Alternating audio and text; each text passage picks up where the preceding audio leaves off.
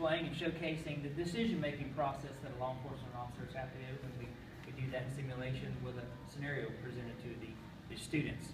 The second portion of the simulation is we actually have a range package that simulations is what they would encounter when they actually go to the live fire portion of firearms training, which is 2 weeks long or 80 hours.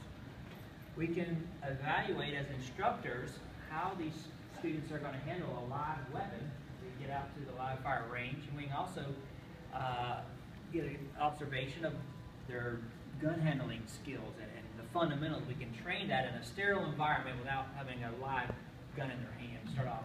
A lot of students and individuals that want to become law enforcement officers have really practically never held a live gun in their hand or actually shot a gun. And so we can give them some pointers and some training long before we ever step up to a live fire range out in the elements and got earmuffs on and all the factors that go along with firearms training. So we're going to give you a quick demonstration. This package, what they're going to see on the screen is what they would, very similar to what they would see in a live fire shooting range. And we're not wasting bullets and paper with some of the instruction that we're going to give. But as an instructor, again, as these students are firing a very similar weapon to what they'll be holding in their hand out there on the live fire range, it's cycled by compressed air versus a bullet. I'm just going to cycle the gun for you, but this is what the gun will do when they fire a bullet and they get to the live fire portion. So we can make some evaluations as instructors here, again, before we get out there and start expending bullets and shooting paper and so forth. So we're going to give you a quick demonstration, and then we'll entertain any questions after that. All right, lights. All right, shooters on the line. First course of fire is going to be from the 25-yard line. You're going to draw and fire 3 rounds into your target. You got 30 seconds. Utilize your time, gentlemen. Shooters ready. Fire. Take your time.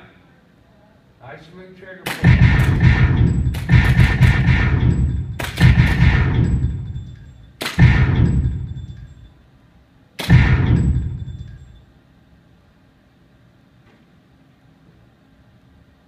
Still have about 14 seconds left. So this target holster standing on the right-hand side, that's representative of what the target will look like in your sight standing 25 yards away, which is what the first course of fire in that state-mandated course that they'll be shooting. And then they have different seconds that it's going to take to shoot those rounds, and that's all can be practiced here before we actually get out to the live fire range and expending, again, bullets. So it gives them a lot of practice right here in a sterile environment where they're at every day.